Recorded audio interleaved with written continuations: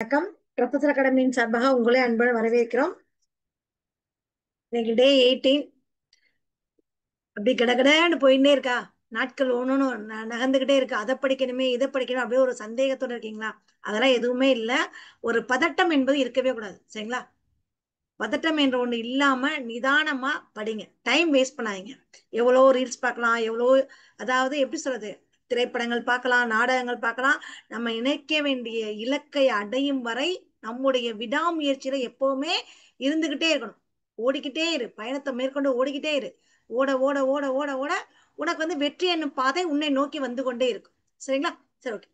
இன்றைய வகுப்பு நம்ம பார்க்க போறது தமிழ் பணி மற்றும் திருக்குறள்.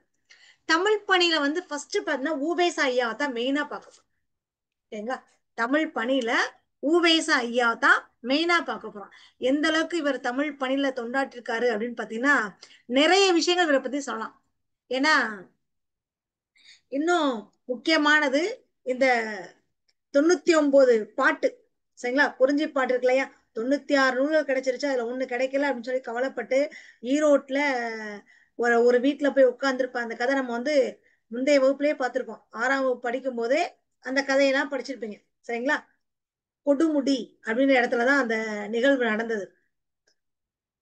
கொடுமுடின்ற இடத்துலதான் இந்த நிகழ்வு எல்லாமே நடந்தது. சரி, இப்ப நம்ம பார்க்க போறது ஊவேஸ் ஐயாவை பத்தி தான் பார்க்க போறோம். அதுக்கு முன்னாடி ஜஸ்ட் ஓரல ஒரு சின்ன ரீகேப் மாதிரி கொடுத்துறேன். அவருடைய முக்கியமானது மட்டும், அவருடைய முக்கியமான பணிகள் மட்டும். ஏன்னா பண்டைய காலத்து பள்ளிக்கூடங்கள்ல லாஸ்ட் இயர்ல ப்ரீவியஸ் கொஸ்டின்ல கேட்டாங்க, வித்யாரம்பம்னா என்ன, வித்யாபியாசம்னா என்னன்னு கேட்டாங்க. அதை பத்தி நம்ம தெளிவா விளக்கம் கொடுக்குறேன், ஓகேங்களா? இவர் கிட்டத்தட்ட பதிப்பித்த நூல்களை 80 வகையான நூல்கள் இருக்கு. உபேஸ் ஐயா பதிப்பித்த நூல்கள் மட்டும் 80 வகையான நூல்கள். 8 தொகையில 8, 10 பாட்டுல 10, வெண்பா வெண்பா நூல்கள்ல 13, அந்தாதி 3, சிலப்பதிகாரத்துல 1, பரணி இலக்கியத்துல 2, மணிமேகலையில 1, மும்மணி கோவையில 1, சீவக சிந்தாமணி 1, இரட்டை மணிமாலை 2, புராணங்கள் 12, இதர பிரபந்தங்கள் 4, உலா 9, கோவை 6, தூது 6, சரிங்களா? இந்த மாதிரி ஒவ்வொரு இதுக்கும் பார்த்து பார்த்து பார்த்து பார்த்து ஊவைசையா பதிப்பிச்சிருக்காங்க. ஊவைசையா பதிப்பிச்சிருக்காங்க. அதுல பத்தின விஷயங்கள் மட்டும்தான் இப்ப நம்ம பார்க்க போறோம். அவருடைய இயற்பெயர் பார்த்தீங்கன்னா வேங்கட ரத்தினம். அவருடைய இயற்பெயர் வேங்கட ரத்தினம்.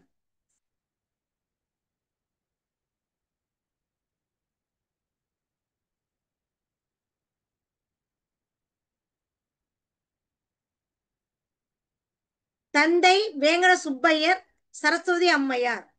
தந்தை வேங்கட சுப்பையர், சரஸ்வதி அம்மையார். இவருடைய ஊர் திருவாரூர் மாவட்டம் உத்தமதானபுரம். திருவாரூர் மாவட்டம் உத்தமதானபுரம். இவருடைய ஊர் திருவாரூர் மாவட்டம் உத்தமதானபுரம், ஓகேங்களா? சரி, இப்ப இவர் பாத்தீங்கன்னா 17 வயசுலயே திருவாவடுதுறை ஆதீனத்துல சேர்ந்து கல்வி கத்துக்கிட்டாரு. 17 வயசுலயே திருவாவடுதுறை ஆதீனத்துல சேர்ந்து கல்வி கத்துக்கிட்டாங்க. யாரு? ஊவேசா ஐயா கல்வி கத்துக்கிட்டாங்க. அடுத்து இவருக்கு சங்க இலக்கியம் அப்படின்றத அறிமுகம் செஞ்சவர் யாருன்னு பார்த்தீங்கன்னா ராமசாமி முதலியார். சேலத்தில் இருக்கக்கூடிய ராமசாமி முதலியார் சங்க இலக்கியங்களை இவருக்கு அறிமுகம் செய்தவர் ராமசாமி முதலியார், ஓகேங்களா? தென் இவரு முதல்ல பதிப்பித்த நூல் என்று சொல்லக்கூடியது வேணுலிங்க விலாச சிறப்பு. வேணுலிங்க விலாச சிறப்பு இவர் முதலில் பதிப்பித்த நூல் என்று சொல்லக்கூடியது வேணுலிங்க விலாச சிறப்பு.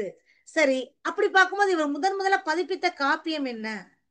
இவர் முதல்ல பதிப்பித்த காப்பியம் என்ன? பதிப்பித்த காப்பியம்னு பாத்தீங்கன்னா சீவக சிந்தாமணி தான். இவர் முதல்ல பதிப்பித்த காப்பியம் சீவக சிந்தாமணி, சரிங்களா?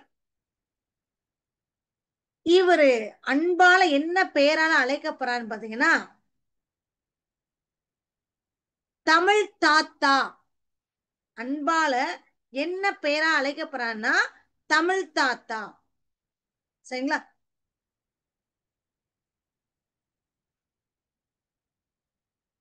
சரி, பாருங்க.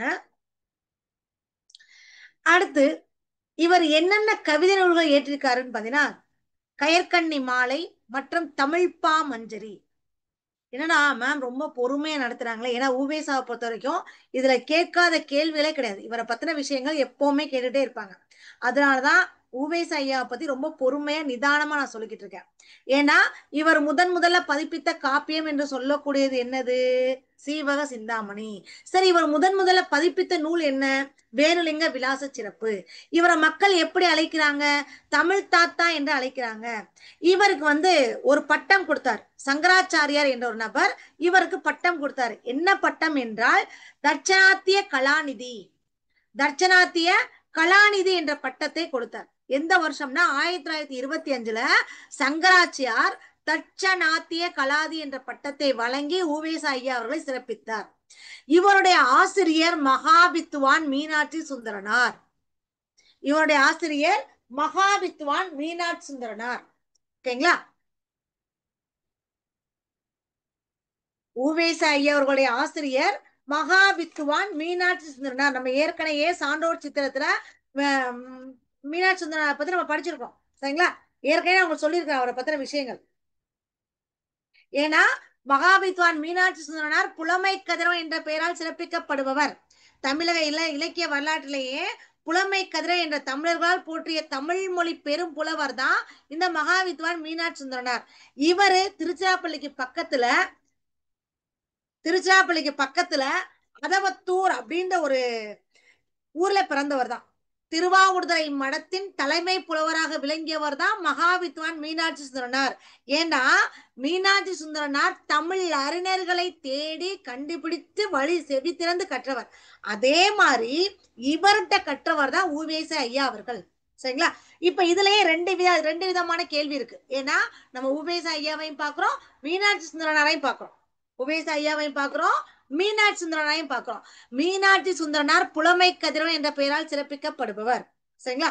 தல புராணங்கள் பாடுவதில் சிறந்தவர் மீனாட்சி சுந்தரனார். ஊவேசா ஐயா அவர்களுடைய மாணவர். சாரி, ஊவேசா ஐயா மீனாட்சி சுந்தரனாருடைய மாணவரா இருந்திருக்காங்க. மகாவித்வான் மீனாட்சி சுந்தரனுடைய மாணவர். ஏன்னா ஊவேசாவுக்கு ஆசிரியர் மகாவித்வான் மீனாட்சி சுந்தரனார். அப்ப மீனாட்சி சுந்தரனார் யாரு? புலமை கதிரவன், தல புராணங்கள் பாடுவதில் சிறந்தவர். சரிங்களா? புரிஞ்சிருச்சுங்களா? சரி, இப்ப நம்ம ஊவேசா ஐயாவுல ஒரு கதை. இது பாத்தீங்கன்னா 6ஆம் வகுப்புலயே இருக்குது.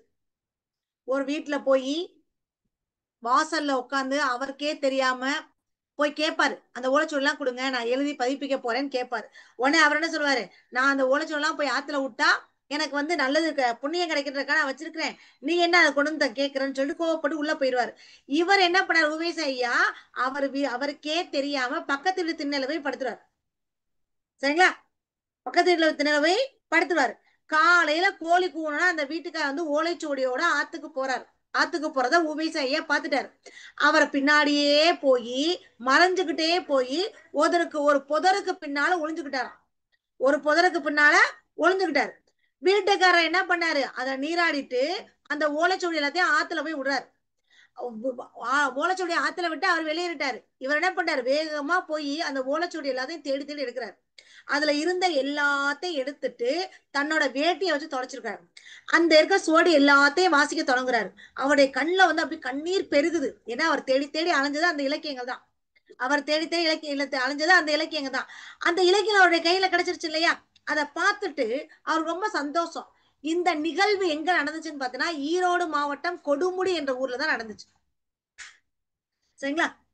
அப்ப அந்த காலத்துல பேனா பேப்பர் எழுது இந்த மாதிரிலாம் கிடையாது. பண ஓலைய வச்சுதான் எழுதுவாங்க. சரிங்களா? பண ஓலைய வச்சு எழுத்தாணியை வச்சு எழுதுவாங்க. இன்னமும் சொல்ல போனா அப்ப புள்ளி வச்சு ஓட்டம் போட்டுறதுக்காக அவங்க அந்த புள்ளியே வைக்காம எழுதுவாங்க. சரிங்களா? புள்ளியே வைக்காம எழுதுவாங்க. அந்த காலத்துல இலக்கியங்கள் எழுதுறப்ப ஓலை கிழியாமல் இருக்காம எழுதணும். ஓலை கிழியாம இருக்காம அதனால அவங்க என்ன பண்ணாங்க? அந்த ஓலைச்சுவடியில புள்ளி இருக்காது.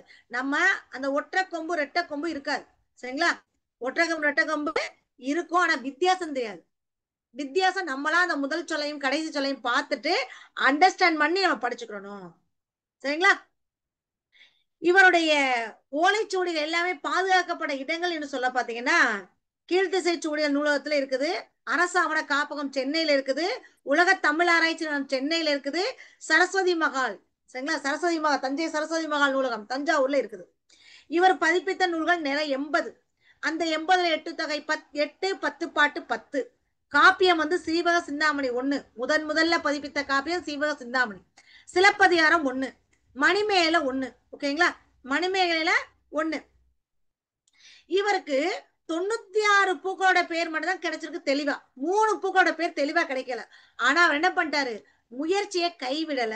இந்த எதனால இன்னைக்கு விவசாயியை பத்தி சொன்னா, நீங்க எப்பவுமே நான் லாஸ்ட் டைம் எழுதுன எனக்கு கிடைக்கல அப்படின்னு நினைக்க கூடாது.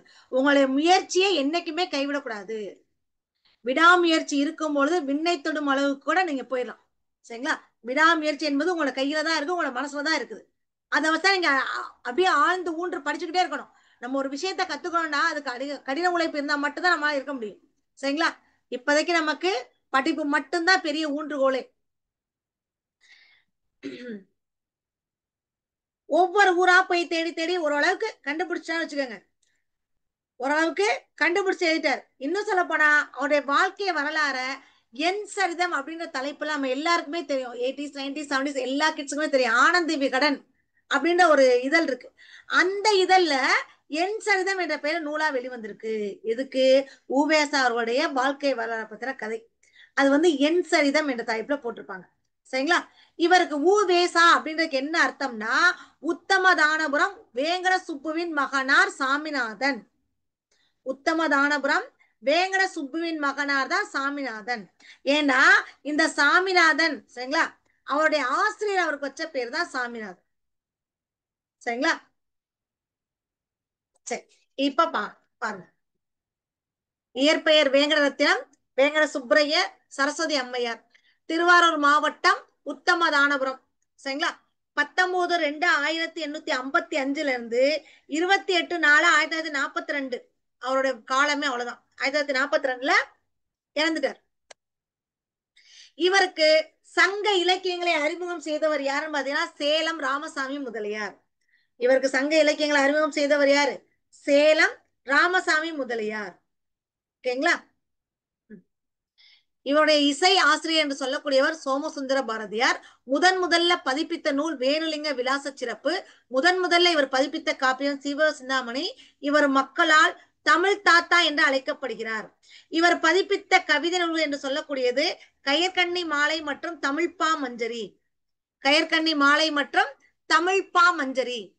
தட்சணாத்திய கலாநிதி என்ற பட்டத்தை 1925 சங்கராச்சாரியார் இவருக்கு வழங்கியிருக்காரு. இவருடைய ஆசிரியர் மகாவித்வான் மீனாட்சி சுந்தரம் பிள்ளை. அந்த மகாவித்வான் மீனாட்சி சுந்தரம் பிள்ளை என்னது, புலமை கதிரவன், தல புராணங்கள் பாடுவதில் வல்லவர். யாரு, மகாவித்வான் மீனாட்சி சுந்தரனார். சரிங்களா, இவருக்கு ஆசிரியர் வச்ச பெயர் தான் சாமிநாதன்.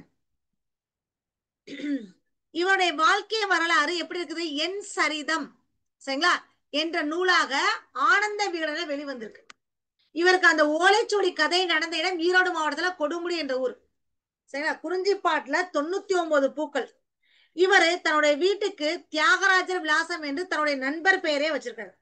தன்னுடைய வீட்டுக்கு தியாகராஜ விலாசம் என்று தன்னுடைய நண்பர் பெயரே வச்சிருக்கிறார். சரிங்களா, ஓலைச்சுவடி எங்கெங்கெல்லாம் பாதுகாப்பா இருக்குன்னு பாத்தீங்கன்னா அரசு கீர்த்திசை சுவடிகள் நூலகம் சென்னையில இருக்கு, அடுத்து அரசு ஆவண காப்பகம் சென்னையில இருக்கு, உலக தமிழ் ஆராய்ச்சி நிலையம் சென்னையில இருக்கு, தஞ்சை சரஸ்வதி மகால் அங்கேயும் இருக்கு. சரிங்களா, பாருங்க. இந்த கீர்த்திசை சுவடிகள் நூலகம் சென்னை, அதாவது இந்த கீர்த்திசை சுவடிகள் நூலகம் சென்னையை பத்தி பார்க்கணும்னா இது 1869 தொடங்கப்பட்டுச்சு. இது கீழ்த்திசை நூலகம் வந்து சென்னையில 1869 தொடங்கப்பட்டுச்சு. இங்க தமிழ், தெலுங்கு, கன்னடம், மராத்தி போன்ற பல்வேறு மொழிகள்ல ஓலைச்சுவடிகள் இருக்கு. கீழ்த்திசை சுவடி நூலகம் சென்னை 1869. இந்த கீழ்த்திசை சுவடி நூலகத்துக்கும் கன்னிமாரா நூலகத்துக்கும் ஒரே ஒன்றுதான் வித்தியாசம். இது 1869, கன்னிமாரா நூலகம் 1896. 6 9 திரும்பி போட்டா கன்னிமாரா. ஓகேங்களா, இதுல கணிதம், மருத்துவம், வானியல், வரலாறு போன்ற துறை நூல்களும் இருக்கு எங்க கீழ்த்திசை நூலகத்துல. ஓகேங்களா? இப்ப எங்க இருக்குன்னு பாத்தீங்கன்னா இந்த கீழ்த்திசை நூலகம் அண்ணா நூற்றாண்டு நூலகத்துல 7வது தளத்துல இயங்கி வருது. அண்ணா நூற்றாண்டு நூலகத்துல 7வது தளத்தில் இயங்கி வருது. சரிங்களா?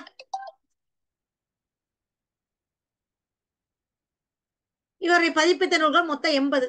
எட்டு தொகையில 8, வெண்பா நூல்கள் 13, 10 பாட்டு 10, அந்தாதி 3, சிலப்பதிகாரம் 1, பரணி 2, மணிமேகலை 1, மும்மணிக்கோவை 2, சீவக சிந்தாமணி 1. இந்த சீவக சிந்தாமணி முதல்ல பதிப்பித்த காப்பியம்.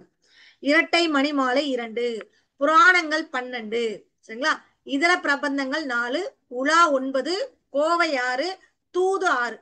கண்டிப்பா இது மனப்பாடம் பண்ணுமா? கண்டிப்பா இது மனப்பாடம் பண்ணிதான் ஆகணும். கண்டிப்பா நீ இத மனப்பாடம் பண்ணிதான் ஆகணும். இதுக்கு வேற வழியே இல்ல. ஏன்னா கண்டிப்பா கேட்பாங்க. ஏன்னா லாஸ்ட் இயர்ல வந்து கண்ணதாசன் பதிப்பித்த நூல்கள் இதெல்லாம் கேட்டிருந்தாங்க. சரிங்களா? இது எல்லாமே நீங்க கண்டிப்பா மனப்பாடம் பண்ணிதான் ஆகணும். சிவ சிந்தாமணி, இரட்டை மணி மாலை, புராணங்கள் இது எல்லாமே கண்டிப்பா நீங்க மனப்பாடம் பண்ணிதான் ஆகணும். வேற வழியே இல்ல. சரிங்களா? இதுல நீங்க ஈஸியா பாத்தீங்கன்னு பாத்தீங்கன்னா எட்டு தொகையில 8 இருக்கா? இங்க பாருங்க ஒரு ஷார்ட்கட் கூட 2, 3 நூலுக்கு நான் ஷார்ட்கட் மாதிரி கொடுத்துறேன்.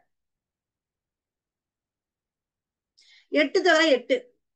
வெண்பா 3 லைனு. சரிங்களா? 3 அதோட ஒண்ணு சேர்த்துக்கங்க 13. சரிங்களா? 10 பாட்டு 10. அந்தாதி அந்தா தி. சரிங்களா? தீல முடியுதா 3 3 வச்சுக்கோங்க. சோ 8 வெண்பா 3 அதோட ஒண்ணு சேர்த்தா 13, 10 பாட்டு 10, அந்தாதி தீல முடியுது 3. ஓகேங்களா? அடுத்து நமக்கு தெரியும் சிலப்பதிகாரம் 1, சீவக சிந்தாமணி 1, மணிமேகலை 1. அந்த காப்பியம் நல்லாவே தெரியும். ஓகேங்களா? இதுல பரணி பரணி நீர் 2. பரணி நீர் ஷார்ட்கட்காக சொல்றேன். ஓகேங்களா? மும்மணிக்கோவை மும்மணிக்கோவை மணிதான் அழுத்தி சொல்றோம். அப்ப இல்ல மணியை அழுத்தி சொல்லுவோம், கோவையை அழுத்தி சொல்லுவோம். சோ மும்மணிக்கோவை 2. உங்களுக்கு ஈஸியா மெமரி ஆயிரும். நல்லா ஞாபகம் வச்சுக்கோங்க. இப்ப 8 தொகை 8. 8 தொகை 8. வெண்பா 3 அதோட ஒண்ணு சேர்த்தா 13. அந்தாதி தீல முடியுது 3 3. சரிங்களா? 10 பாட்டு 10. சிலப்பதிகாரம் 1 நமக்கு தெரியும். பரணி நீர் 2 எழுத்து. நீர் என்பது 2 எழுத்து. ஷார்ட்கட்காக கூட எழுதி வைக்கிறேன், ஞாபகம் வச்சுக்கோங்க. பரணி நீர் வந்து 2 எழுத்து.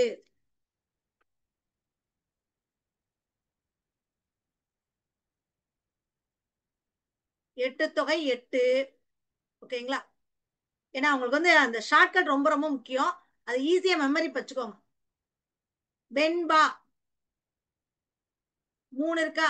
வே இன்பா 3 3ஓட ஒண்ணு சேர்த்துக்க 13. 10 பாட்டு 10. அந்தாதி தீல முடியுதா 3 நம்பர் 3. ஓகேங்களா? அடுத்து சிலப்பதிகாரம் 1 பரணி. இந்த நீய நீ என்ன பண்ணுங்க நீர்னு வச்சுக்கோங்க. நீர்ல எத்தனை எழுத்து இருக்கு? 2 எழுத்து இருக்கு. ஷார்ட்கட்காக. மணிமேகலை 1. மும்மணிக்கோவை மும்மணி இந்த 3 பார்க்க கூடாது. மணியை மட்டும் பாருங்க. இது 2 எழுத்து. ஓகேங்களா? 2 மும்மணிக்கோவை 2. ஓகேங்களா? சீவக சிந்தாமணி 1. இரட்டை மணி மாலை டபுள் ஓட்டிங். இரட்டைனாலே அங்க 2 தான். புராணங்கள் 12 நமக்கு தெரியும். சரிங்களா? புராணங்கள் 12. இதர பிரபந்தங்கள் 4000 திவ்ய பிரபந்தம்னு சொல்லுவோம் இல்லையா? அப்ப பிரபந்தங்களுக்கு முன்னாடி 4 இருக்கா? 4000 திவ்ய பிரபந்தம். ஷார்ட்கட் வச்சுக்கோங்க. உலா 9. உலா 9. கோவை 6. தூது 6. கோவை 6, தூது 6, உலா 9. இந்த 3க்கு மட்டும் தான் உங்களுக்கு ஷார்ட்கட் இல்ல. மத்த எல்லாத்துக்குமே ஷார்ட்கட் இருக்கு. இப்ப ரீசனா நீங்க பாத்தீங்கன்னா வெண்பா 13. வெண்பா என்னது? 13. அந்தாதி 3 3. மும்மணிக்கோவை மணி 2 எழுத்து 2. ஓகேங்களா? மும்மணிக்கோவை மணி 2 எழுத்து 2. அடுத்து பரணி நீர் சொன்னோம் 2. அடுத்து பாத்தீங்கன்னா சிவா சிந்தாமணி 1. இரட்டை மணி மாலை டபுள் ஓட்டிங் 2. புராணங்கள் 12. பிரபந்த இதர பிரபந்தங்கள் பிரபந்தங்களால 4000 திவ்ய பிரபந்தம் ஞாபகம் வரணும். சோ 4. ஓகேங்களா? உலா 9, கோவை 6, தூது 6. ஓகேங்களா? உலா 9, கோவை 6, தூது 6. ஈஸியா மனப்பாடம் ஆயிடுச்சுங்களா? நீங்க மனப்பாடமா ஆக்க வேண்டியது எதுன்னா உலா, கோவை, தூது. சரிங்களா? கோயம்புத்தூருக்கு 6 பேர் சேர்ந்து சாரி உலா வர்றாங்க. அப்படி கூட ஷார்ட்கட் வேண்டாம். உலா 9, கோவை 6, தூது 6. ஓகேங்களா? சரி, அடுத்து ஊவேசா நூல் நிலையம் சென்னையில பெசன்ட் நகர்ல இருக்கு. ஃபர்ஸ்ட் இவங்களோட கீழ்த்திசை சூழல் நூலகம் பார்த்தோம். சரிங்களா? அடுத்து ஊவேசா நூலகம் எங்க இருக்குன்னு பாத்தீங்கன்னா சென்னையில இருக்குது. 1942 தொடங்கப்பட்டுச்சுன்னு நினைக்கிறேன். ஊவேசா நூலகம் 1942 தொடங்கப்பட்டுச்சு. சென்னை பெசன்ட் நகர்ல இருக்கு. இங்க பாத்தீங்கன்னா தமிழ், தெலுங்கு, வடமொழி போன்ற பல மொழி நூல்கள் இருக்கு. எங்க ஊவேசா நூலகத்துல தமிழ், தெலுங்கு, வடமொழி போன்ற பல மொழி நூல்கள் இங்க இருக்கு. இங்க பார்த்தா 2128 ஓலைச்சுவடிகளும் 2942 தமிழ் நூல்களும் இருக்குன்னு சொல்றாங்க. 2128 ஓலைச்சுவடி, 2942 தமிழ் நூல்கள் இருக்கு. இதை நீங்க எப்படி ஞாபகம் வச்சுக்கிறீங்கன்னா 2128 28ஓட தொடரி 29. சரிங்களா? 29 அப்படி ரிவர்ஸ்ல வாங்க. இங்க 21, இங்க 41, அவ்வளவுதான். 2128, இதோட கண்டினியூஷன் 29, இதோட கண்டினியூஷன் 41. ஓகேங்களா? சோ 2128 ஓலைச்சுவடிகளும் 2941 தமிழ் நூல்களும் இங்க இருக்கு. ஓகேங்களா? ஏன்னா ஊவேசா பத்தின விஷயங்கள் நிறைய இருக்கு. அடுத்து இவருடைய நினைவு இல்லம் எங்க இருக்குன்னா உத்தமதானபுரத்துல தான் இருக்கு. இவருடைய நினைவு இல்லம் உத்தமதானபுரத்துல தான் இருக்கு. ஓகேங்களா? சரி, இவருடைய தமிழ் பணியை பாராட்டிய வெளிநாட்டு அறிஞர்கள் லாஸ்ட் இயர்ல கேட்டிருந்தாங்க. 2 பேர். ஒன்னு ஜூலியல் வின்சோன், இன்னொன்னு வந்து ஜி போப். இவருடைய தமிழ் பணியை பாராட்டிய வெளிநாட்டு அறிஞர்கள் யாரு? ஜி போப், இன்னொன்னு ஜூலியல் வின்சோன். இவருக்கு அஞ்சல் தலை வெளியிட்ட ஆண்டு 2006. இவருக்கு என்ன சிறப்பு பெயர்னா பதிப்புத்துறையின் வேந்தர். தமிழ் தாத்தா என்று அழைக்கப்படுபவரும் ஊவேசே தான். பதிப்புத்துறையின் வேந்தர் என்று அழைக்கப்படுவரும் ஊவேசா தான். ஓகேங்களா? இவரு கும்பகோணத்துல தமிழ் ஆசிரியர், ஒரு காலேஜ்ல தமிழ் ஆசிரியர் வேலை பார்த்திருக்காரு. கும்பகோணத்துல காலேஜ்ல தமிழ் ஆசிரியரா வேலை பார்த்திருக்காரு. சரிங்களா? அடுத்து பாத்தீங்கன்னா சென்னையில தமிழ் பேராசிரியர் வேலை பார்த்திருக்காரு. சிதம்பரத்துல மீனாட்சி தமிழ் கல்லூரியில முதல்வரா பணியாற்றி இருக்கிறாரு. கும்பகோணத்தில் கல்லூரி தமிழ் ஆசிரியராகவும், சென்னையில் தமிழ் பேராசிரியராகவும், சிதம்பரம் மீனாட்சி தமிழ் கல்லூரியில் முதல்வராகவும் பணியாற்றிருக்காரு. இவருக்கு ஒரு பட்டம் சென்னை அரசாங்கம் கொடுத்திருக்கு. என்ன பட்டம் அப்படின்னு பாத்தீங்கன்னா மகாம கோபாத்தியாய.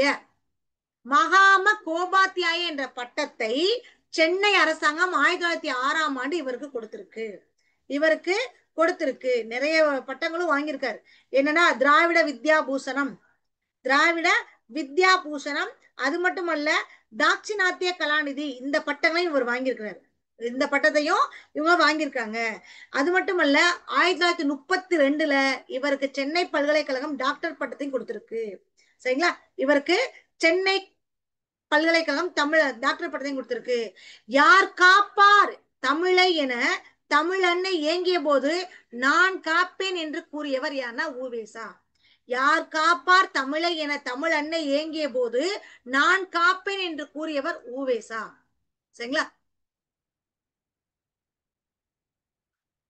இந்த 3 பட்டங்கள் இவர் வாங்கினது. மகாம கோபாத்தியாய, திராவிட வித்யா பூஷணம், தாட்சிணாத்திய கலாநிதி. ஓகேங்களா? தாட்சிணாத்திய கலாநிதி, இந்த மாதிரி பட்டங்களை இவர் வாங்கியிருக்கிறாரு. 1932 சென்னை பல்கலைக்கழகம் இவருக்கு டாக்டர் பட்டமும் வழங்குச்சு. இவருடைய திருவருவச் சிலை சென்னை மாநில கல்லூரியில வங்கக்கடை நோக்கி நிற்கும் வண்ணம் நிறுவப்பட்டிருக்கு. சரிங்களா? சரி, அடுத்து பாத்தீங்கன்னா பண்டைய காலத்து பள்ளிக்கூடங்கள். உவை சாமியாருடைய பண்டைய காலத்து பள்ளிக்கூடம் எப்படி இருந்துச்சு? அந்த காலத்துல திண்ணைப்பள்ளி தானே இருந்திருக்கு. அந்த காலத்துல திண்ணைப்பள்ளி தான் நிறைய இருந்திருக்கு.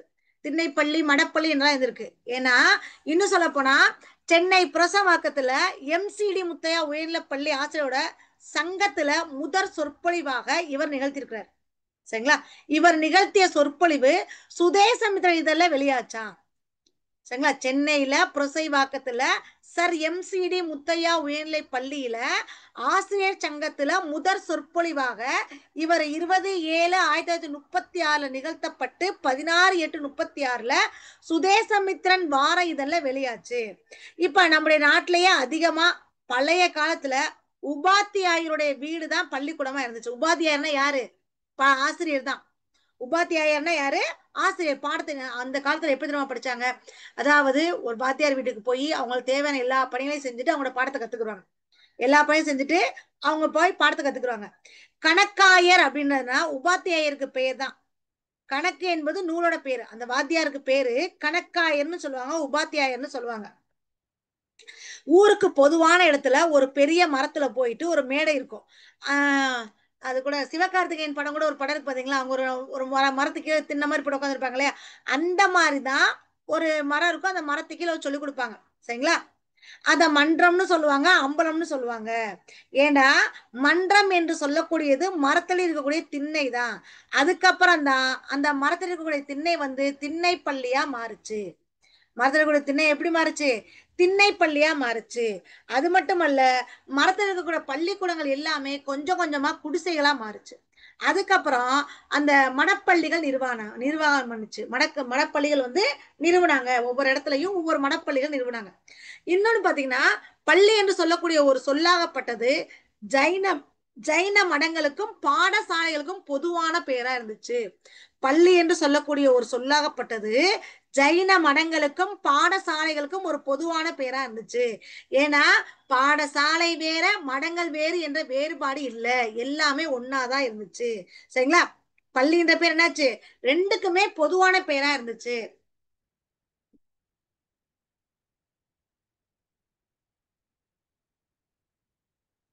சரிங்களா? பொதுவா இருந்துச்சு. இப்ப அந்த பேர் பாருங்க, வித்யாரம்பம் அப்படின்னா கல்வி தொடக்கம். வித்யாரம்பம்னா என்னது? கல்வி தொடக்கம். வித்யா பியாசம்னா கல்வி பயிற்சி. கல்வி தொடக்கம்னா என்னப்பா? அதாவது முத 5 வயசுல வித்யாபியாசம் செய்யும் போது அம்மா அப்பா பிள்ளைங்களை ஆசிரியரை போய் அடைக்காம கொண்டு விட்டுருவாங்க. சரிங்களா? பிள்ளைகளை அந்த பள்ளிக்கூடத்துக்கு அனுப்பக்கூடிய ஒரு காலம் வந்து ஒரு பெரிய விசேஷ காலமா கொண்டாடுவாங்களாம். ஏன்னா அந்த ஏட்ல ஸ்லேட்ல மஞ்ச பூசி அந்த பையன்கிட்ட கொடுத்து வாசிக்க சொல்லுவாங்களாம். சோ வித்யாரம்பம். வித்யாரம்பம் என்ன என்னது? கல்வி தொடக்கம். கல்வி தொடக்கம் எத்தனை வயசுல ஆரம்பிச்சாங்க? 5 வயசுல. ஏன்னா அந்த உபாத்தியாயர் வந்து ஒரு கணக்க சொல்லிக்கிட்டே இருப்பாராம். மாணாக்கள் வந்து அதை பின்னாடி மாணவர்கள் வந்து அதை பின்பற்றி சொல்லுவாங்க. இப்படி அந்த ஆசிரியர் ஒன்றை சொல்ல அதை மாணவர்கள் பலரும் சேர்ந்து சொல்வதைத்தான் முறை வைப்பது அப்படின்னு சொல்லுவாங்க. அந்த உபாத்தியாயருக்கு அந்த வாத்தியாருக்கு தான் என்ன சொல்லுவாங்க? உம் ஆசிரியருக்கு தான் உபாத்தியாயர் அப்படின்னு சொல்லுவாங்க. சரிங்களா? ஆசிரியருக்கு உபாத்தியாயர்னு சொல்லுவாங்க. அடுத்து வித்யாபியாசம் கல்வி பயிற்சி. ஆசிரியர் சொல்லிக் கொடுக்க அவங்க பின்னாடியே எழுதுவாங்க. அவங்க பின்னாடியே எழுதுவாங்க. அடுத்து அக்ஷாபியாசம். சரிங்களா? அக்ராபியாசம் என்பது எழுத்து பயிற்சி. எழுத்து பயிற்சி. இதுல கூட ஒரு பாடல் வரி கூட இருக்கு தமிழ் விடுதூதுல. மஞ்சள் குளிப்பாட்டி மையிட்டு முப்பாலு மெஞ்ச போட்டு மிக வளர்ந்தா என்று சொல்லக்கூடிய தமிழோட தூதுல இந்த பாடல் வரி இருக்கு. என்னன்னா அந்த ஏட்டுச்சூடி இருக்கு இல்லையா, அந்த எழுத்துக்கள் வந்து தெளிவா தெரியணும் அப்படின்றதுக்காக அந்த ஏட்டுச்சூடியில வசம்பு மஞ்சள், வசம்புல என்னது? பிள்ளைக்கிழங்கு தான். மஞ்சள், மணத்தக்காளி சாறு, ஊமத்தேலச்சாறு, மாவளக்கறி, தர்ப்பக்கறி இதெல்லாம் வச்சு ஒரு மைய போர்டுல தடவுவாங்க. நம்ம நம்ம படிக்கிற காலத்துல எல்லாம் பாத்தீங்கன்னா ஊமத்தேலச்சாரை போட்டு பசங்க கறியையும் அதையும் போட்டு அரைச்சு தடவுவாங்க. தெரியும், பார்த்திருக்கீங்களா? போர்டு கிளியரா தெரியணுன்றக்காக. இப்பதான் ஸ்மார்ட் போர்ட் எல்லாம் வந்திருக்குது. அப்ப அதெல்லாம் கிடையாது. சரிங்களா? சரி, இதை மெயினா பாத்துக்கோங்க. வித்யாரம்பம் என்றால் கல்வி தொடக்கம். எத்தனை வயசுல ஆரம்பிக்குது? 5 வயசுல ஆரம்பிக்குது. வித்யாபியாசம் என்றால் கல்வி பயிற்சி. சரிங்களா? கல்வி பயிற்சி. உபாத்தியாயர் என்றால் ஆசிரியர். அக்ஷராபியாசம் என்றால் எழுத்து பயிற்சி. இது கண்டிப்பா வரும் வரும். கீழ்வாய் இலக்கம், அதாவது ஒரு பின்ன எண் போடுவோம் இல்லையா, பின்ன எண்ல கீழே இப்போ 1/2 அப்படின்னா 2 தான் பின்ன எண்ணோட கீழ்த்தொகுதி. மேல்வாய் இலக்கம் அந்த பின்ன எண்ணோட மேல் தொகை. பெருக்கலை தான் குழிமாற்று என்று சொல்லுவாங்க. சீதாள பாத்திரம் என்று சொல்லக்கூடியது தாழை மடல். சரிங்களா? நவத்வீபம் என்று சொல்லக்கூடியது வங்காளத்தில் இருக்கக்கூடிய ஒரு ஊரு. வங்காளத்தில் இருக்கக்கூடிய ஒரு ஊரு. சரிங்களா? இப்ப இன்னும் நிறைய இதுல தெரிஞ்சுக்கணும் அப்படின்னு பாத்தீங்கன்னா, நல்லா ஞாபகம் வச்சுக்கோங்க. இந்த அக்ஷராபியாசத்தை தான் மையாடல் விழா என்று சொல்லுவாங்க. அக்ஷராபியாசத்தை எழுத்து பயிற்சி கொடுக்குறாங்க இல்லையா, இதை என்ன சொல்லுவாங்கன்னா மையாடல் விழா. எதனால மேம் இது மையாடல் விழா அப்படின்னு சொல்றாங்கன்னா, அந்த போர்டு தெளிவா தெரியறதுக்காக அவங்க என்னென்னலாம் அதுல கலந்துக்குவாங்க தெரியுமா? அதாவது நமக்கு தெரிஞ்ச ஊமத்தையில, ஓகேங்களா, நமக்கு தெரிஞ்ச ஊமத்தையில, வசம்பு, மஞ்சள், அப்புறம் பாத்தீங்கன்னா மாவிளை கறி, தர்ப்பக்கரி இது எல்லாத்தையும் போட்டு ஒரு மையா அரைச்சு அதை தடவாங்க. அந்த மைய எப்படி இருக்குது, அந்த போர்டு தெளிவா திணறதுக்காக தான் அவங்க மை தடவுவாங்க. அதுக்காகத்தான் இந்த அக்ஷராபியாசத்தை இவங்க மையாடல் விழா என்று சொல்றாங்க. சரிங்களா? மையாட விழா என்று சொல்றாங்க. தமிழ் விடு தூதுலையே ரொம்ப அழகா ஒரு இந்த போர்டுக்கு சொல்லிருப்பாங்க. மஞ்சள் குளிப்பாட்டி மையிட்டு முப்பாலும் மிஞ்ச புகட்ட மிக வளர்ந்தாய். எழுதுறேன், இது இம்பார்ட்டன்ட் பாயிண்ட். மஞ்சள் குளிப்பாட்டி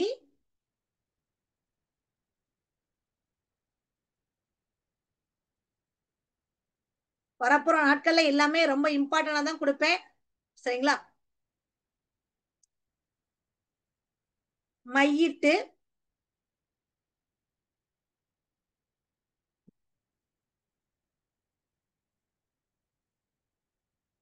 முப்பாலும் மிஞ்ச புகட்ட, அந்த போர்டை தான் சொல்றாங்க. மிஞ்ச புகட்ட மிக வளர்ந்தாய்.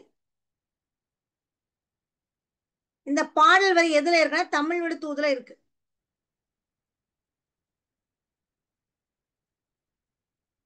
சரிங்களா? அந்த பாடல் வரி எதுல இருக்கு? தமிழ் விடு தூதுல இருக்கு.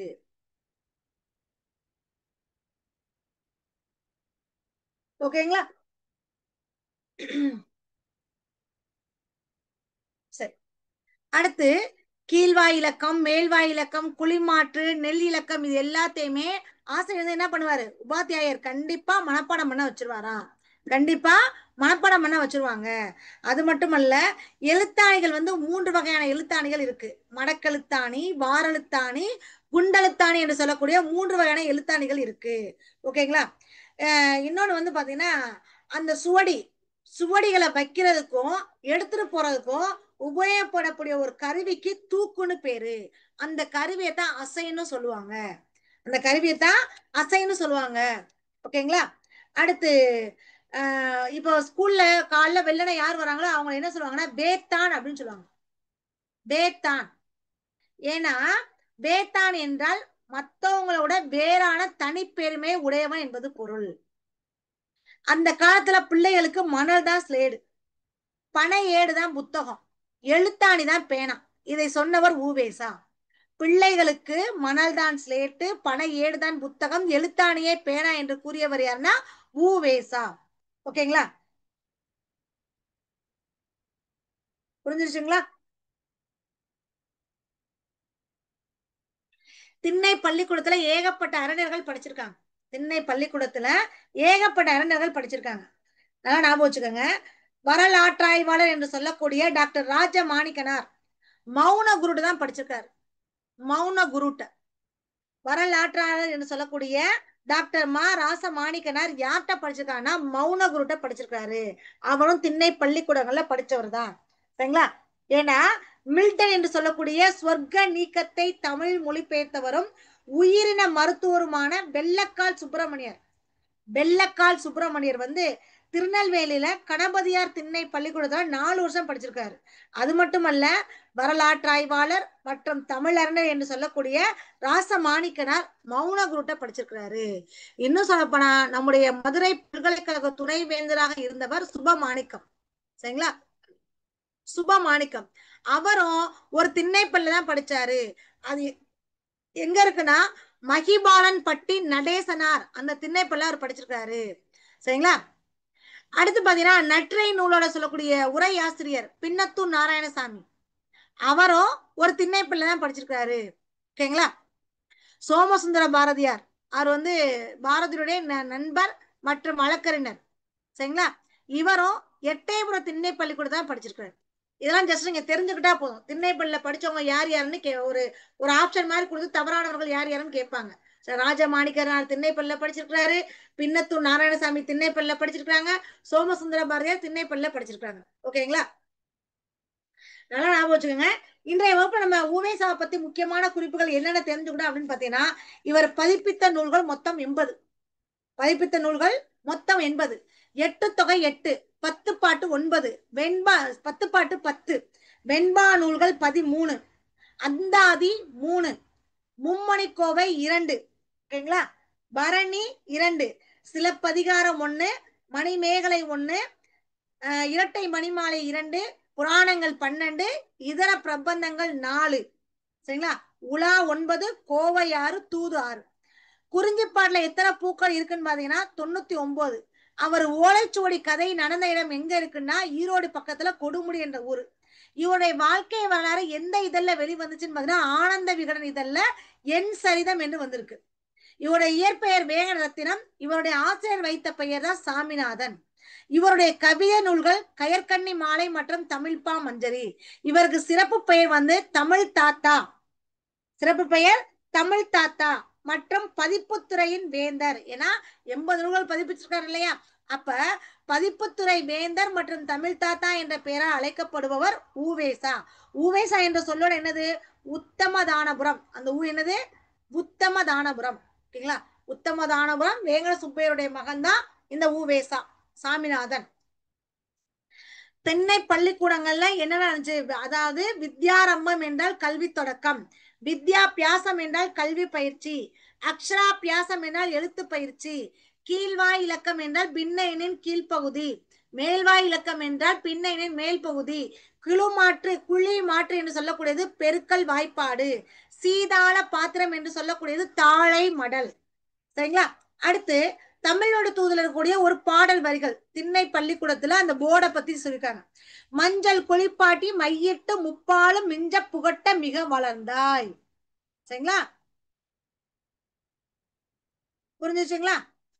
எதை வந்து மையாடல் விழா என்று சொல்றாங்கன்னா அக்ஷராபியாசத்தை மையாடல் விழா என்று அழைக்கிறாங்க. அக்ஷராபியாசத்தை மையாடல் விழா என்று அழைக்கிறாங்க. அது மட்டுமல்ல திண்ணை பள்ளிக்கூடங்களுக்கு எதெல்லாம் மண்ணுதான்.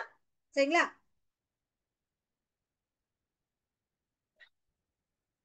சரிங்களா? பிள்ளைகளுக்கு மணல் தான் ஸ்லேடு, பனை ஏடு தான் புத்தகம், எழுத்தாணி தான் பேனா. இது யார் சொன்னதுன்னா ஊவேசா சொல்லியிருக்காரு. ஓகேங்களா?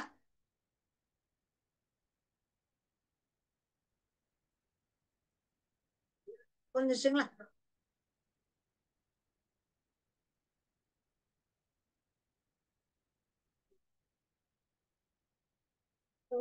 முக்கியமானது. இவருடைய தமிழ் பணியை பாராட்டிய வெளிநாட்டுகள் 2 பேர், ஜி இப்போ பொண்ணு ஜூலியல் வின்சோன். அஞ்சல் தலை 2006. நல்லா ஞாபகம் வச்சுங்க. அஞ்சல் தலை 2006ல வெளிவந்துச்சு. ஓகே. இப்ப நம்ம அடுத்து பார்க்க போறது திருக்குறள். அன்புடைமை. சரிங்களா? அன்புடைமை அதிகாரம் பார்க்கறதுக்கு முன்னாடி அந்த இமேஜ் பாருங்க. எப்படி தெரியுது? கன்னியாகுமரியா? கன்னியாகுமரியுடைய திருவள்ளுவர் சிலை தெரியுதுங்களா? திருவள்ளுவர் சிலையை பத்தின முக்கியமான குறிப்புகள் சொல்லிடுறேன். அதுக்கப்புறம் நம்ம பாடலுக்குள்ள போயிடும். சரிங்களா?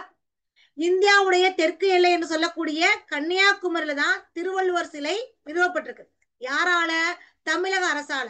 விவேகானந்தர் பாறைக்கு பக்கத்துல கடலுக்கு நடுவுல நீர் மட்டத்திலிருந்து இருந்து 30 அடி உயர பாறை தான் இந்த சிலையில இருக்கு. சரிங்களா? 30 அடி உயர பாறை இந்த சிலையில அமைச்சிருக்காங்க. ஓகேங்களா? இது பாத்தீங்கன்னா 1990 தான் இந்த பணி தொடங்குச்சு. 2000 நியூ இயர் அன்னைக்கு இது திறந்து வச்சாங்க. பாறையில இருந்து சிலையோட உயரம் பாத்தீங்கன்னா மொத்தம் 133 அடி. பாறையில இருந்து சிலையோட உயரம் வந்து மொத்தம் 133 அடி. ஓகேங்களா? சிலையின் உயரம் வந்து 133.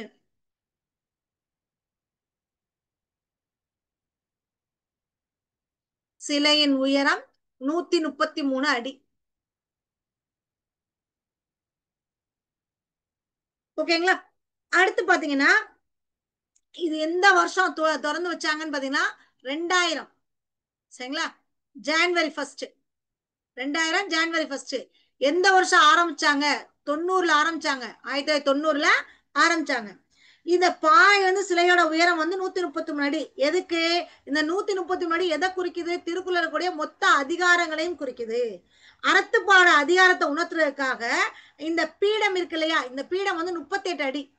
இந்த பீடம் 38 அடி. அடுத்து பொருட்பால் இன்பத்துப்பால் இதை குறிக்கிறதுக்காக அந்த சிலை வந்து 95 அடியில இருக்குது. அந்த சிலை வந்து 95 அடியில இருக்குது. ஏன்னா அறத்துப்பால் 38, பொருட்பால் 70, இன்பத்துப்பால் 25. நம்ம ஏற்கனவே பார்த்துக்கோ இல்லையா? அதனால பொருட்பாலை இன்பத்துப்பாலை குறிக்கிற வகையில இந்த சிலை 95 அடி உயரத்துல இருக்குது. சரிங்களா? இந்த பீடத்தோட உள்ள உட்புறம் இருக்கு இல்லையா, உட்புறத்துல ஒரு மண்டபம் இருக்கு, ஒரு மண்டபம் இருக்கு. அந்த மண்டபத்துல அந்த உள்ள இருக்கிற சுவர் ஃபுல்லா ஒவ்வொரு அதிகாரத்துக்கும் ஒரு குறள் வீதம் 130 குறட்பாக்கள் தமிழ்லயும் இருக்கு, இங்கிலீஷ்லயும் இருக்கு. தமிழ்ல இருக்கு, இங்கிலீஷ்ல இருக்கு. அடுத்து பாத்தீங்கன்னா திருவள்ளுவர் சிலை அமைக்கிறதுக்கு எத்தனை கல்லு தேவைப்படுச்சுன்னா 3ல இருந்து 8 டன் வரையும் கல்லு தேவைப்படுச்சு. கிட்டத்தட்ட 3681 கருங்கற்கள் தேவைப்பட்டன. 3681 கருங்கற்கள் தேவைப்பட்டுச்சு. வெறும் 5 பாயிண்ட்ஸ் தான் இம்பார்ட்டன்ட் பாயிண்ட்ஸ். ஏன்னா அந்த பீடத்தோட உயரம் 38, சிலையோட மொத்த உயரம் 95. 90ல ஆரம்பிச்சாங்க, 2000 ஜனவரி 1 நியூ இயர் அன்னைக்கு திறந்து வச்சாங்க. சரிங்களா? அவ்வளவுதான். இது உள்ள 133 அதிகாரத்திலையும் ஒவ்வொரு அதிகாரத்துக்கும் ஒவ்வொரு குறள்ல இங்கிலீஷே இருக்கு, தமிழ்ல இருக்கு. அது மட்டுமல்ல, இதுக்கு எத்தனை அந்த கருங்கற்கள் தேவைப்பட்டுச்சுன்னா 3681 கருங்கற்கள் தேவைப்பட்டுச்சு. திருவள்ளுவர் சிலை மொத்தம் 7000 டன் எடையை கொண்டு வந்துச்சான். சரிங்களா? மொத்தம் 7000 டன் எடையை கொண்டு வந்துச்சு. இந்த திருவள்ளுவர் சிலைக்கு போறதற்கு என்ன செஞ்சாங்க, படகு வசதியும் வச்சிருந்தாங்க. சரிங்களா? ஏன்னா இங்க தமிழ்நாட்டுக்காரங்களோட வெளிநாட்டுல இருந்து அதிகமா ஃபாரினர்ஸ் தான் நிறைய இங்க பாக்குறாங்க. சரிங்களா? இது தமிழுடைய மிகப்பெரிய அடையாளமாக விளங்குது இந்த திருவள்ளுவர் சிலை. மொத்தம் 5 பாயிண்ட்ஸ். திரும்ப ரொம்ப சொல்லிட ஞாபகம் வச்சுக்கணும். திருவள்ளுவர் சிலை கன்னியாகுமரியில தெற்கு எல்லை என்று சொல்லக்கூடிய கன்னியாகுமரியில திருவள்ளுவர் சிலை இருக்கு. தமிழக அரசாங்கம் நிறுவப்பட்டுச்சு. இதோடைய கட்டடப்பணி 1990ல ஆரம்பிச்சு 2000 முடிச்சாங்க. 2000 ஜனவரி 1 அன்னைக்கு தான் திறந்து வச்சாங்க. இதுல இந்த பீடத்தோட உயரம் 38 அடி. எதை குறிக்குதுன்னா அறத்துப்பாலை குறிக்குது. சிலையோட மொத்த உயரம் 95. இன்பத்து பொருட்பாலையும் இன்பத்து பாலையும் குறிக்குது. இந்த உள்ளுக்குள்ள சரிங்களா கீழே இருக்கு இல்லையா, அது பாத்தீங்கன்னா அந்த 133 அதிகாரத்திலையும் ஒவ்வொரு அதிகாரத்திலையும் ஒரு குறள் வீதம். சரிங்களா? பீடத்துல உட்புறத்துல ஒரு மண்டபம் இருக்கு. அந்த மண்டபத்துல ஒவ்வொரு அதிகாரத்திலையும் ஒவ்வொரு குறள் வீதம். மொத்தம் 133 குறள்களும் இருக்குது. அது 2 லாங்குவேஜ்ல இருக்கு, தமிழ்ல இருக்கு, இங்கிலீஷ்ல இருக்கு. ஏன் ஃபாரினர்ஸ் அதிகமா வர்றாங்க, அதனால இங்க தமிழ்ல இருக்கு, இங்கிலீஷ்ல இருக்கு. ஓகேங்களா? இதுதான் இந்த கன்னியாகுமரி சிலையுடைய முக்கியமான சிறப்பம்சங்கள். இந்த திருவள்ளுவர் சிலை அமைக்க எத்தனை டன் கற்கள் தேவைப்பட்டா 7000 டன் தேவைப்பட்டுச்சு. 7000 டன் கற்கள் தேவைப்பட்டுச்சு. இப்ப அன்புடைமை இந்த அதிகாரம் பார்க்க போறோம். அன்புடைமை. அன்புடைமைனா என்னப்பா? அன்பு. அன்பு இல்லைன்னா எதுவுமே இல்லை. அன்பு இல்லைன்னா எதுவுமே இல்லை. சரிங்களா? அன்பையே உடைமையாக கொள்ளக்கூடியது. அதான் அன்புடைமை என்று சொல்றாங்க. ஓகேங்களா? அன்புடைமை என்று சொல்றாங்க. பாருங்க, அன்பிற்கும் உண்டோ அடைக்கும் தாள், சாரி, அன்பிற்கும் உண்டோ அடைக்கும் தாள் ஆர்வலர் புன்கண்ணீர் பூசல் தரும். அன்பிற்கும் உண்டோ அடைக்கும் தாள். சரிங்களா? தாள் என்னது? தாழ்பால். தாள்னா என்னது? தாழ்பால். ஆர்வலர் புன்கண்ணீர் பூசல் தரும். என்னது? ஒண்ணுமே இல்ல. புண், துன்பத்தை கண்டு பெருகக்கூடிய கண்ணீர். துன்பத்தை கண்டு பெருகக்கூடிய கண்ணீர். பூசல்னா வெளிப்பாடு. அந்த பாசத்தை நான் வெளில காட்டுறது. பூசல்னா என்னது? வெளிப்பாடு. உண்மையிலேயே பாத்தீங்கன்னா உண்மையான பாசம் என்பது தன்னறியாம தன்னுடைய கண்கள்ல நீர் வழியும். தன்னறியாம தன்னுடைய கண்கள்ல நீர் வழியும். அதான் உள்ளார்ந்த பாசம், உள்ளார்ந்த அன்புன்னு சொல்லுவாங்க. அன்பிற்கும் உண்டோ அடைக்கும் தாள் ஆர்வலர் புன்கண்ணீர் பூசல் தரும். என்ன சொல்றாங்க, அந்த உள்ளத்தில் இருக்கக்கூடிய அன்பை தாழ்ப்பா போட்டு அடைத்து வைக்க வேண்டிய அவசியமே இருக்காது. தாழ்ப்பா போட்டு அடைக்க வேண்டிய அவசியமே இருக்காது. ஏன்னா அன்புக்குரியவருடைய துன்பங்களை காணும் பொழுது கண்ணீர் துளி வாயிலாகவே அது வெளிப்பட்டு விடும். இப்ப உண்மையிலே நம்ம என்ன பண்றோம், ஒரு திரைப்படம் பார்ப்போம். ஒரு திரைப்படம் பார்க்க நமக்கு எப்படி தெரியுது, ஒரு சென்டிமெண்ட் இருந்தா நம்மள அறியாம அழுகு வந்துடும் இல்லையா? அண்ணன் தங்கச்சி பாசம். விஜய் படம்னா பாத்தீங்கன்னா என்ன செஞ்சுட்டோமா ஏதோ ஒரு பாடலாம் வரும் இல்லையா? அந்த மாதிரி அண்ணன் தங்கை பாசத்தை பார்க்க நம்மள அறியாம கண் கலங்கும். சரிங்களா? அதான் அன்பிற்கும் உண்டோ அடைக்கும் தாள் ஆழ்வர். அந்த அன்பை அடைப்பதற்கு தாழ்பால் போட வேண்டிய அவசியமே இல்லை. அன்பிற்கு அடைத்து வைக்கக்கூடிய தாழ்பால் இருக்கா? கிடையவே கிடையாது. அந்த அன்பை உடையவருடைய சிறு கண்ணீர் தான் பலரும் அறியும் வண்ணம் வெளிப்படுத்தி விடும். இதுல பாருங்க, அன்பு 1 3 4 எப்படி இருக்குது? 1 3 4. சரிங்களா? 1 3 4 என்னவா இருக்கு? மேற்கதுவாய் மோனை. மேற்கதுவாய் மோனை. ஓகேங்களா? அடுத்து பாத்தீங்கன்னா இங்க புன்கண்ணீர் வரும். சரிங்களா? அன்புண். அன்புண். புண் என்ற என்னது? துன்பத்தை கண்டு வருந்தக்கூடிய கண்ணீர். துன்பம் கண்டு பெருகக்கூடிய கண்ணீர். துன்பத்தை கண்டு வரும் கண்ணீர்.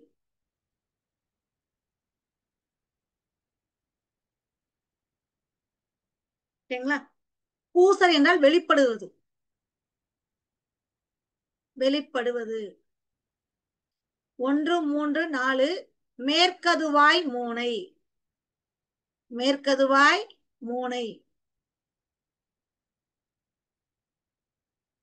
சரிங்களா? மேற்கதுவாய் மோனை. இது அடி எதுகை. அன் பொன் இருக்கு இல்லையா? அடி எதுகை. சரிங்களா? அடுத்து பாருங்க. அன்பிலார் எல்லாம் தமக்குடையர் அன்புடையார் என்பும் உரியர் பிறர்க்கு. அன்பிலார் அன்பே இல்லாதவர். அன்பிலார் என்ன சொல்லுது? அன்பே இல்லாதவர். இது எப்படி பிரிப்போம்? அன்பு கூட்டல் இலார் என்று பிரிப்போம். சரிங்களா? அன்பு கூட்டல் இலார் என்று பிரிப்போம். இது புணர்ச்சி விதியின் அடிப்படையில் பிரிக்கக்கூடியது. புணர்ச்சி விதிகளின் அடிப்படையில் பிரிக்கக்கூடியது. இந்த பூவை எப்படி போனா இப்பு கூட்டல் ஊன் பிரிப்போம். இது என்ன விதினா உயிர்வரின் உக்குரல் மெய்விட்டோடும் என்ற விதிப்படி. உயிர்வரின் உயிர்குரல் மெய்விட்டோடும். இது எப்படி பிரிக்கும்? அன் கூட்டல் இ என்று பிரிக்கும். அந்த இலக்கணமும் சேர்த்துக்கோங்க. ஏன்னா 85 கொஸ்டின் இருக்கு. இப்பு கூட்டல் இ. இது என்ன விதம்? உடல் மேல் உயிர் வந்து ஒன்றுவது இயல்பு என்ற விதிப்படி அன்பிலார் என்று புணருது. அன்பிலார் என்று புணருது. அன்பிலார் என்றால் அன்பு இல்லாதவர். அன்பிலார் என்னது? அன்பு இல்லாதவர். அன்பு இல்லாதவர்கள் எல்லாமே தமக்கு என்று சொல்லுவாங்க. எல்லாமே தமக்கு என்று சொல்லுவாங்க. அன்பிலார் எல்லாம் தமக்குரியர். அன்புடையோர். சரிங்களா? அன்பை உடையவர்களோ. அன்பை உடையவர்களோ என்பும் உரிய பிறர்க்கு. தன்னுடைய உடல் பொருள் ஆவி என்று சொல்லக்கூடிய அனைத்துமே பிறருக்கு சொந்தம் என்று சொல்லுவாங்க. என்பு என்றால் எலும்பு. என்பு என்ன சொல்றாங்க? எலும்பு. தன்னுடைய உடல் பொருள் ஆவி எல்லாமே அடுத்தவங்களுக்கும் சொல்றதுதான் அன்புடையார். ஓகேங்களா? சோ அன்பு இல்லாதவர்கள் எல்லாமே தமக்குன்னு சொல்லுவாங்க. அன்பை உடையவர்களோ என்னுடைய எலும்பும் உடல் பொருள் ஆவி எல்லாமே பிறருக்குன்னு சொல்லுவாங்க. சரிங்களா? அடுத்து பாருங்க. இதுல பொருள் பார்த்துக்கோங்க. அன்பிலார் எல்லா பொருளும் தமக்கு மட்டுமே உரியது என்று எண்ணுவர். அன்பு உடையவரோ தம்முடைய உடல் பொருள் ஆவி என்று சொல்லக்கூடிய எல்லாமே பிறருக்குன்னு வேண்டுவாங்க. அன்பிலார் 1. சரிங்களா? அன்புடையார் 4. இணை என்றால் 1 2. பொழிப்பு 1 3. ஒருவு மோனை. சரிங்களா? ஒருவு மோனை.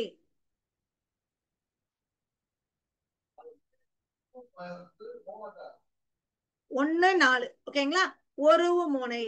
இதுவும் அதே மாதிரிதான். இதுவும் அதே மாதிரிதான் அடி எதுகை. இது எந்த எப்படி வந்திருக்குது? அன்பிலார் எல்லா பொருளும் தமக்குன்னு சொல்லுவாங்க. அன்புடையார் சாரி அன்பு இல்லாதவர்கள் எல்லாமே தமக்குன்னு சொல்லுவாங்க. அன்பு உடையவர்களோ பிறருக்குன்னு சொல்லுவாங்க. சரிங்களா? எதை? நான் எலும்ப கூட அடுத்தவங்களுக்குன்னு சொல்லுவாங்க. சரிங்களா? ஓகே.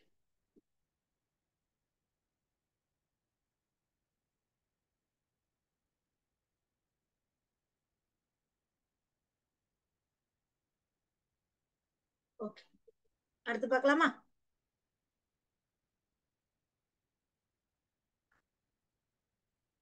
இந்த குரல்ல பாருங்க வந்திருக்கா? 1 எப்படி வந்திருக்கு? இயைபுல வந்திருக்கா? 1 4. 1 4 வந்திருக்கா? அப்ப இது எப்படி இருக்குது? ஒருவு இயைபுன்னு வரும். சரிங்களா? இயைபு வரும். அடுத்து பாத்தீங்கன்னா 1 4 ஒருவு எதுகை வரும். ஒருவு மோனையும் வரும். ஒருவு எதுகை வரும். வித்தியாசம் காமிச்சுறேன். முதல் சீரம் நான்காம் சீரம் நம்ம கொண்டு வருதா? அப்ப ஒருவு எதுகை, ஒருவு எதுகை. சோ 1,4. அடுத்து பாருங்க, இயைபு தடை இருக்கு இல்லையா? ஒருவு இயைபு ஒருவு இருக்கா? அப்ப அது எதை குறிக்குது? முதல் சீர் நான்காம் சீர், முதல் 4 வருதா? புரிஞ்சிருச்சுங்களா? சரி, அடுத்து பாருங்க. அன்போடு இயைந்த வழக்கென்ப ஆருயிர்க்கு என்போடு இயைந்த தொடர்பு. அன்போடு இயைந்த வழக்கென்ப ஆருயிர்க்கு என்போடு இயைந்த தொடர்பு. இயைந்த என்று சொல்லக்கூடியது இணைந்து, இயைந்த என்று சொல்லக்கூடியது இணைந்து.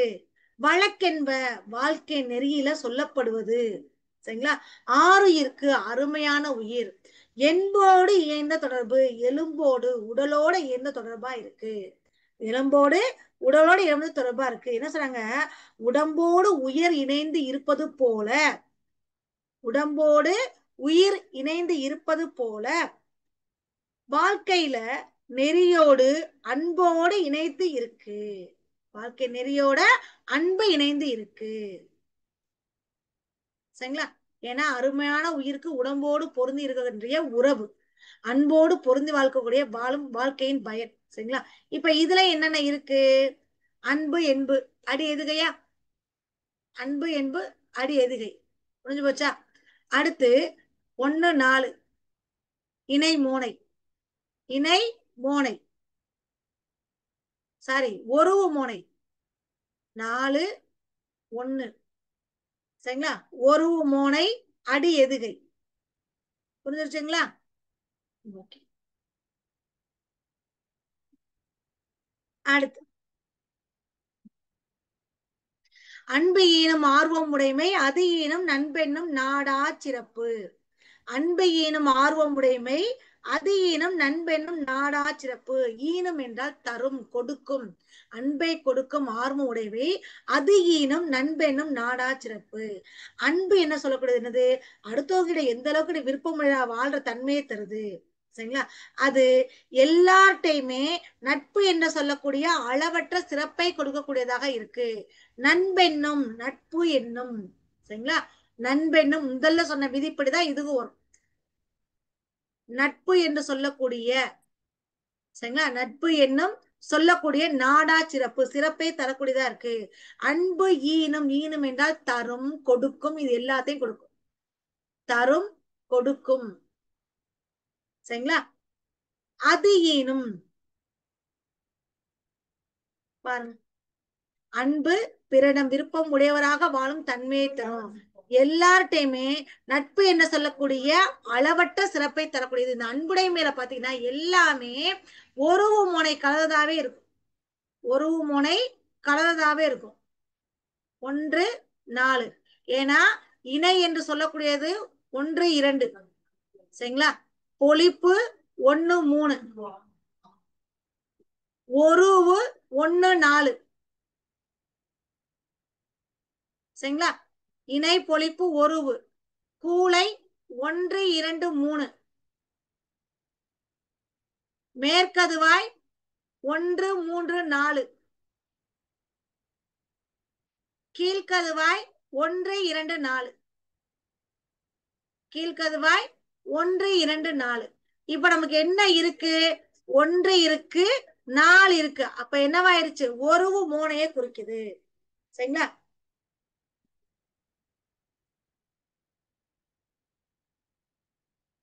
அன்புற்ற அமர்ந்த வழக்கென்ப வையகத்து இன்புற்றார் எய்தும் சிறப்பு. எய்தும் என அடைவது. சரிங்களா?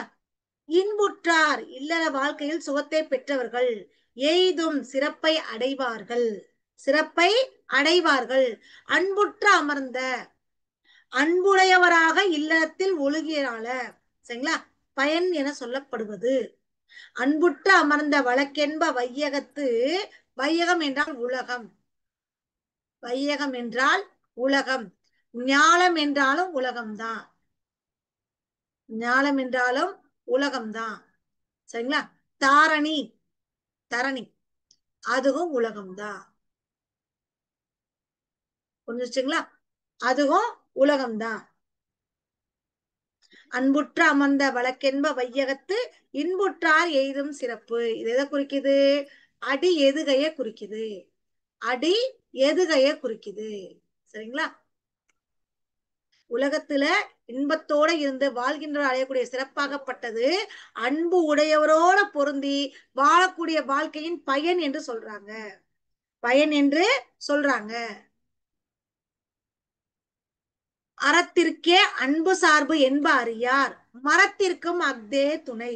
மரம் என்று சொல்லக்கூடியது வீரம். ஓகேங்களா? அறத்திற்கே அன்பு சார்பு என்ப அறியார் மரத்திற்கும் அஃதே துணை. என்ன சொல்றாங்க? அறியாதவங்க அறத்திற்கு மட்டும்தான் அன்பு துணையாகும்னு நினைக்கிறாங்க. ஆனா ஆராய்ந்து பார்த்தா வீரத்துக்குமே அது துணையாக இருக்கும். வீரத்துக்குமே துணையாக இருக்கும். அறத்திற்கே அன்பு சார்பு என்ப அறியார். அறியாதவர்கள் அறத்திற்கு மட்டும்தான் அன்பு துணை என்று நினைக்கிறார்கள். கிடையாது. மரத்திற்கும் அது துணையாக இருக்கும். மரம் என்றால் வீரம். மரத்திற்கும் அது துணையாக இருக்கும். சரிங்களா? அடி எதுகை வருதா? அடி எதுகை வருதா? அடுத்து பாருங்க. 1 2 4 கீழ்கதுவாய் எதுகை. கீழ்கதுவாய் மோனை. கீழ்கதுவாய் மோனை. இது எதை குறிக்குது? அறம் மரம் அடி எதுகையை குறிக்குது. அடி எதுகையை குறிக்குது. ஓகேங்களா? அறியாதவர்கள் அறத்துக்கு மட்டும்தான் அன்புன்னு நினைக்கிறாங்க. கொஞ்சம் ஆராய்ந்து பார்த்தா வீரத்திற்குமே அந்த அன்பு துணையாக நிக்குது. அடுத்து என்பிலதனை வெயில் போல காயுமே அன்புள்ளதனை அறம். என்பிலதனை வெயில் போல காயுமே அன்புள்ளதனை அறம். எலும்பு இல்லாத புலி பூச்சிகளை. சரிங்களா? எலும்பு இல்லாத புழு தானே. எலும்பு இல்லாத புலி தானே. அந்த எலும்பு இல்லாத புழுகளை வெயில் காயுது. அதே மாதிரி அன்பு இல்லாதவர்களை அறக்கடவுள் வருத்தி அளிக்குது. என்பிலதனை வெயில் போல காயுமே அன்பிலதனை அறம். இங்க என்ன இருக்கு? அடி எதுகை இருக்கு. இங்க என்ன இருக்கு? அடி எதுகை. ஓகேங்களா? அடி எதுகை. ஏன்னா அது இலக்கணமும் நீங்க பார்த்தா ரொம்ப நல்லது. எலும்பு இல்லாத உடம்போடு வாழக்கூடிய புழுவை வெயில் காய்ந்து வருத்துது. அதன் போல சரிங்களா? அது போல அன்பு இல்லாதவர்களை அறக்கடவுள் வருத்தி அளிக்குது. இதுல என்ன அணி இருக்குது பாருங்க. என்பிலதனை வெயில் போல காயுமே அன்பிலதனை அறம். எலும்பில்லாத உயிர்களை வெயில் காய்த்து அளிக்குது. அது போல அன்பு இல்லாத உயிர்களை அறக்கடவுள் வருத்தும். இந்த போல என்ற ஓம உருவு மறைஞ்சு வந்திருக்கு. அப்ப இது என்ன அணி என்றால் எடுத்துக்காட்டு ஓமை அணி. எடுத்துக்காட்டு உவமை அணி.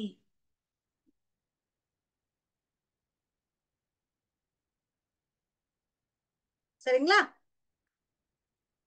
என்பு என்று சொல்லக்கூடாது. இங்க எலும்புப்பா.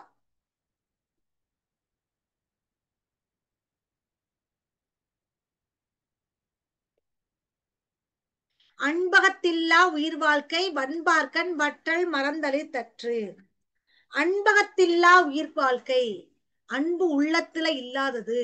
அந்த உயிர் வாழ்க்கையாகப்பட்டது வன்பார்க்கன். சரிங்களா? பாலை நிலம். வன்பார்க்கன் பாலை நிலத்துல.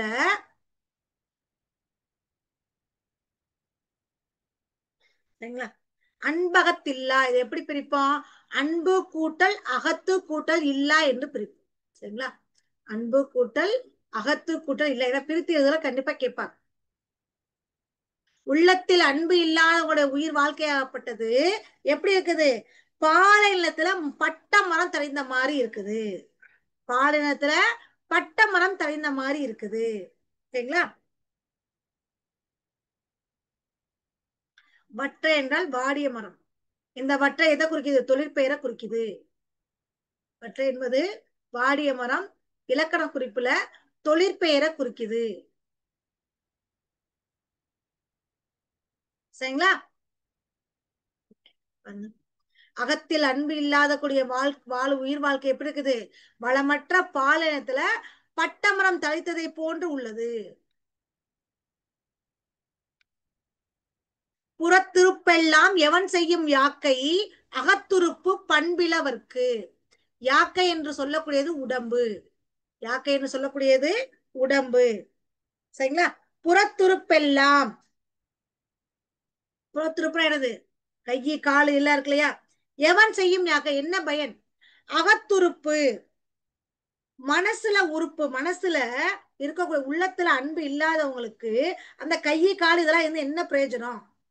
மனசுல அன்பு இல்லாதவங்களுக்கு புறத்துல வெளியில தெரியுது. சரிங்களா? புறத்துறுப்பு என்ன சொல்றது? கை காலு கண்ணு காது மூக்கு எல்லாமே இதெல்லாம் வெளில இருக்குது. எவன் செய்யும் யாக்கை அகத்துறுப்பு பண்பிலவர்க்கு. அகத்துறுப்பு பண்பிலவர்க்கு, அன்பு இல்லாதவருக்கு. உள்ளத்துல அன்பு இல்லாதவங்களுக்கு வெளியில உடல் உறுப்புகள் இருந்து என்ன பிரயோஜனம்? ஒண்ணுமே இல்ல. சரிங்களா?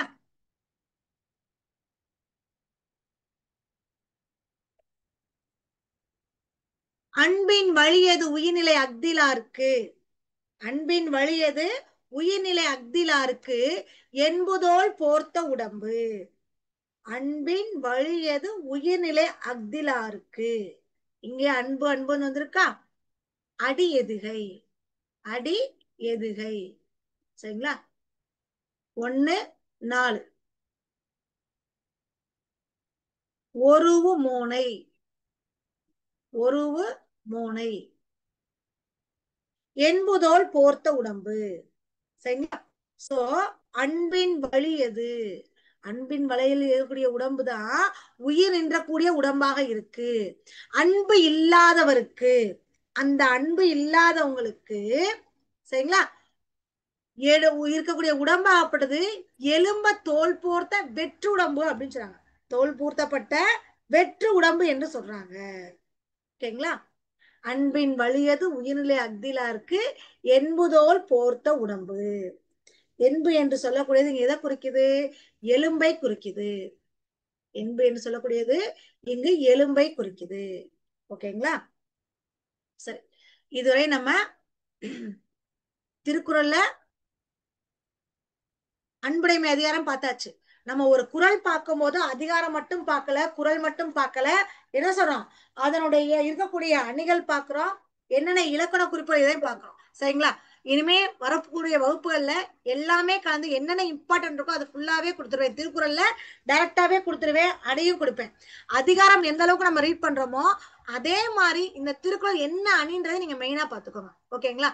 டெய்லி வாட்ச் பண்ணுங்க, லைக் பண்ணுங்க, சப்ஸ்கிரைப் பண்ணுங்க. வாட்ச் பண்ணாம இருந்துடாதீங்க. நிறைய இம்பார்ட்டன்ஸ் அடுத்தடுத்த வகுப்புகள்ல இம்பார்ட்டன்ஸ் நிறைய இருக்கும். லாஸ்ட் 3 days உங்களுக்கு வந்து வேர்ச்சொல் வினைச்சொல் அது மட்டும் இம்பார்ட்டன்ட். லாஸ்ட் 3 days வந்து ஃபுல்லா உங்களுக்கு எஃபோர்ட் கொடுத்துறேன். ஓகேங்களா? Thank you, thank you all.